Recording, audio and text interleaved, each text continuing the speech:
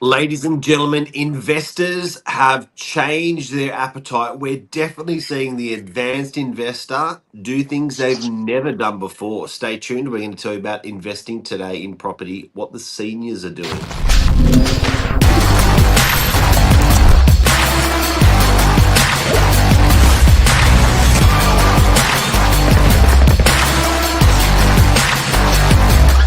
I'm the ringleader, so listen up.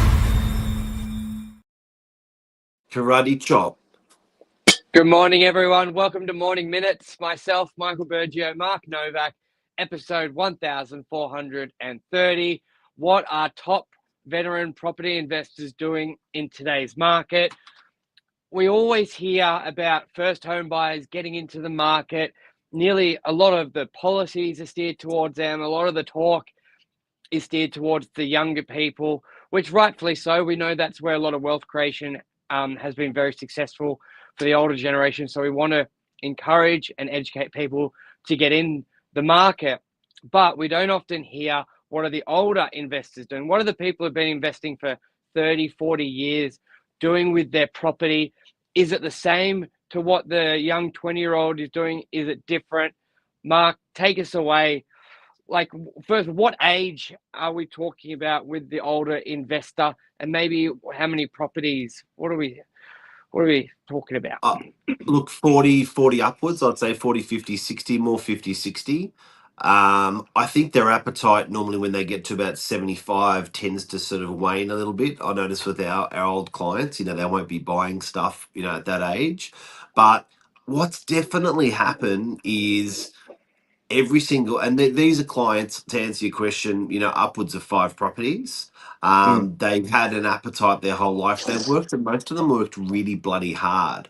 None of them are like, geez, that was lucky that I bought back then. They've Yeah. fought. They've worked hard. They've got to this position. They've got two things on the mind: transition of wealth. Obviously, what are the kids going to do? But the main thing is, the whole world of the way they used to invest in the 70s and 80s is completely different now. It's completely different. So the stuff they were buying when you and I were growing up, Michael, when I was growing up, is completely different to the stuff they're buying today. As they get older, their appetites changed, and as policies have changed, land tax, things like that, their appetites definitely changed a lot. Yeah, and I think when people hear someone's got 5 properties, they think, oh, that doesn't apply to me. They're like a CEO of a Fortune 500 company, but it's it's not the case. Like, if you're looking at your parents, where they may have bought the house 40 years ago, and then nearly every 10 years they've bought an extra property, and they've only been on a Spending school my teacher time. salary. Nothing. It hasn't been anything that it's not. It's very common around the Northern Beaches to see a family with at least 3 to 5 properties, and I think the big difference between the younger purchaser and the older is the younger. When you're at your highest capacity for working income, you will forego a rental income on an asset that will have great capital growth. You see a lot of younger purchasers buy residential over commercial because your capital growth tends to be a lot larger. And while you've got the higher income in your 20s, 30s, and 40s, you're happy to be just paying off that loan, having the capital growth that will be double, triple in 30 odd years.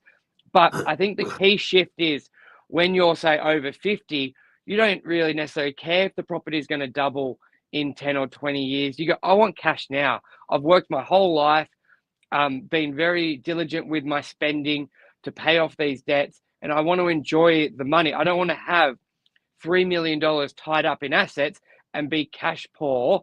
But I also want to stay in property, because if I'm going to live for another 20, 30 years, there's still a lot of growth there. I can leave the kids, and they're just not wired to switch off the income, the value, or the property ownership.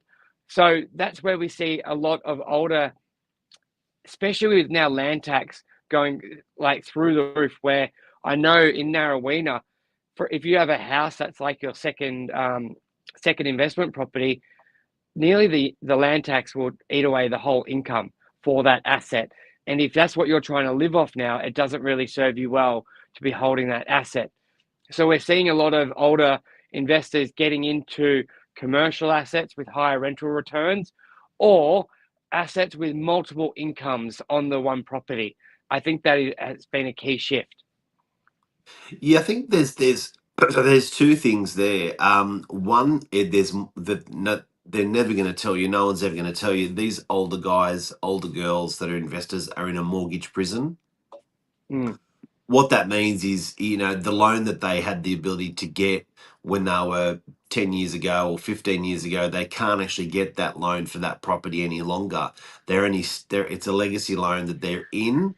It's probably a little bit higher interest rate. And if they went to any other bank wouldn't refinance it because responsible lending's changed, open banking's changed. It's much harder to get the loan. So that's different. So they're chasing that. That's making them chase cash harder because the next property they want to make sure is kicking in a shitload of cash. So they're not in a mortgage prison. Do you reckon? Do you know what mortgage prison is? Does everyone know what mortgage prison is, or did I cover that? I think run through it. Okay, so just to detail what I just said.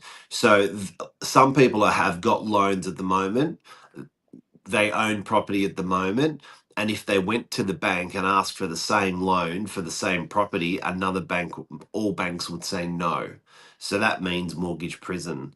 So Yeah, they're stuck with the bank that they're with, and the bank that they're with often hikes rates pretty much harder than the overall market. So they can be stuck in a loan they'll never get to go and refinance at an interest rate that's too high. It's mortgage prison.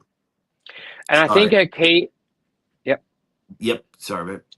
And I think a key thing for the senior investor, especially if they're trying to make a transition from equity equity rich properties with great capital growth to a higher yielding asset, is they can't leave it too late, because exactly what you just said, it gets a lot harder to get a loan.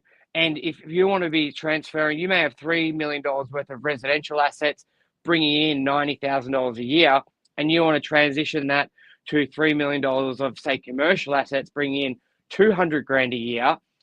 There may be something that you want that's 3.5, and you think, well, surely I can get a loan for 500 grand when I've got all this cash.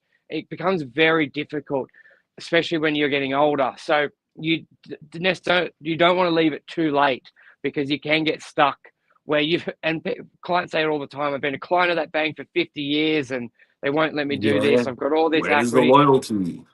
Yeah, they get very, very upset with it all. And also, there's a big transition at about 40 Yeah, that looks like this. So what starts happening is that going the right way? No, that going the right way. What starts happening is your equity starts, continues to grow, but the necessity for that equity is very different. So when these guys are sort of 20, 30, 40, they're chasing equity hard, which is the value in the property growing. They can't spend that money. They're not really concerned with the rent that it brings in because it's sort of pittance. But when it gets to that X factor, when that sort of starts going the opposite, is it about 40? So at about yeah, 40, people start going, you know what, actually, I've got more equity than I can spend. Like, if I may have $1 million in equity, but what am I going to do with that? I would like something per week, per day. So then they start laboring less on equity, the property value going up. So they look at asset classes or properties that are not kicking in as much capital growth, but they look at asset classes or properties that are kicking in more cash per week, per year, per month. So that's when you see the investors come to us saying, hey, we just want something with a 7-8% return per year, and you go to them, that if I get you something like that, it may be a shit property. They're like, we don't care as long as it kicks in the cash. yeah. And that's what we see, the big shift. And then that's when it's a good chance for the older couple, the senior investor, to help the kids out sometimes when they're downsizing and they've got access to the cash. So you can swap to an asset with a higher rental return, help the kids or the grandkids out with a deposit as well. So a lot can be Yep. done in that transition. Yep. So it's chasing the cash, and then the land tax, Michael, you mentioned, and I want to labour on that because these guys are getting, a lot of my clients. It's not unusual for me in the course of a week, every day, to hear about a client that has a 100, 200, 300,000 a year land tax bill. So every year they're paying that out to the government.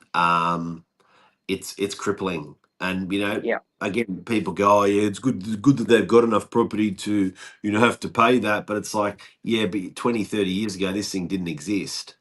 Yes. The land tax thresholds were so much lower, the valuations were so much lower. They weren't cutting checks for 2 or 300 grand every year. And they had So an income, and they were working. they So were it gets a lot working. tighter when you're not working.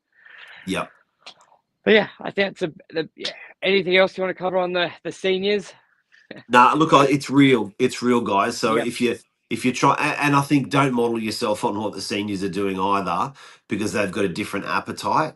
They're making different moves than what the younger people are doing. So the younger investors are chasing capital growth, the property value to go up. That's where the big cash is, 2 to 1. Yep.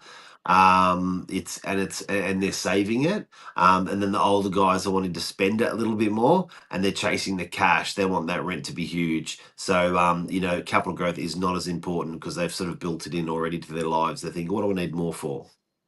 Exactly. Well said. I think that's enough. Giddy up. Have a great day. Thanks.